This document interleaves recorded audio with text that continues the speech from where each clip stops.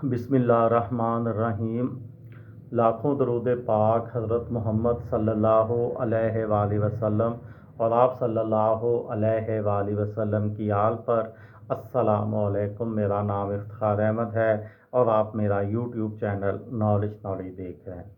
सियाचिन का तनाज़ा, एक गलती, ला हासिल जंग और जंगली गुलाबों की सरजमीन, इस सिलसिले में एक वीडियो सीरीज़ शुरू की हुई है।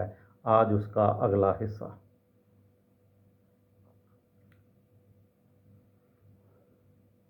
जुलाई में इंतकाल कर जाने वाले नरेश चंद्रा ने अपनी वफ़ात से चंद हफ्ते कबल एक इंटरव्यू में बताया, हुमायूं खान के बयान की उन्होंने मुकम्मल तायीद नहीं की।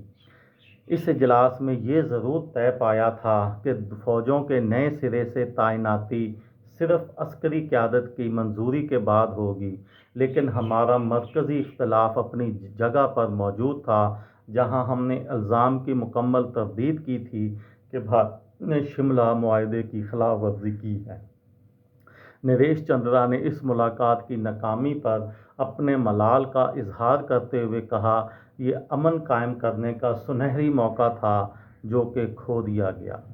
तफसील बताते हुए उन्होंने कहा, इजलास की तश्कील के बाद मुश्तरका एलामिया उन्होंने अपने पाकिस्तानी हम मनसब सेक्रेटरी दिफा इजलाल हैदर जैदी के साथ तय किया और उन दोनों ने ये अहद किया था कि एलामिया के हवाले से मीडिया में तफसीलात नहीं दी जाएंगी।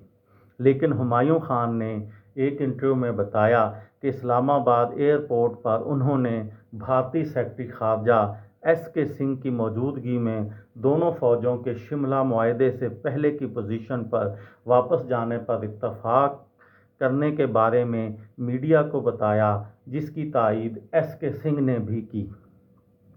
मगर जितनी देर में जहाज़ भारतीय वफ़द को लेकर नई दिल्ली पहुंचा, एतराज़ात और इख्तलाफात की भौचाड़ हो चुकी थी और उसका खमेज़ा SK सिंह को भुगतना पड़ा, जिन्होंने अपने ओहदे से इस्तीफ़ा दे दिया।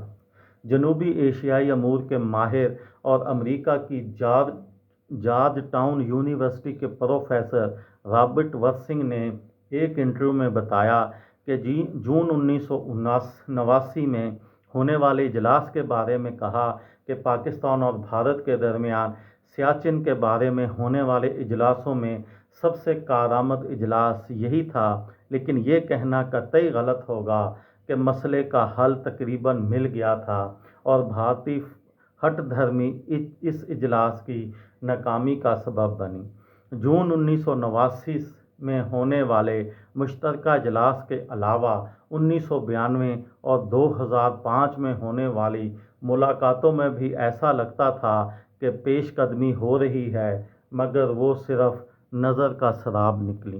पाकिस्तान और भारत के दरमियान 1999 में कारगिल के वाक़े के बाद सियाचिन पर भी इसके असरात हुए, लेकिन 2003 के पाकिस्तान के नए फ़ौजी सरबराह जनरल परवेज़ मुशर्रफ और भारत के वज़ीर आज़म अटल बिहारी वाजपेयी ने एतमाद की फ़ज़ा बहाल करने में मुस्बत पेशरफ्त की और इसी साल के आखिर में LOC के साथ सियाचिन के महाज पर भी जंग बंदी का मुआहदा तय करने में कामयाबी हासिल की, लेकिन फ़ौजों की वापसी और सरहदों की हदबंदी का मामला हल ना हो सका। गुज़िश्ता 14 सालों में सियाचिन पर बंदूकें इस्तेमाल होने के बावजूद दोनों फरीकैन अपने बुनियादी मौक़िफ़ पर किसी किस्म की भी लचक दिखाने से कासिर हैं। भारत इस बात पर मुसर है कि इस महाज पर उसकी अस्करी बर्तरी और उनकी हकीकी ज़मीनी पोजीशन या actual ground position line AGPL को कानूनी हैसियत दी जाए और उसे बिला चूं चरां तस्लीम किया जाए। ये थी मेरी आज की वीडियो। किसी दोस्त को, किसी भाई को, किसी बहन को फ़ायदा हो तो मुझे दुआओं में याद रखिएगा। दिल दिल पाकिस्तान, जान जान पाकिस्तान। अस्सलाम वालेकुम।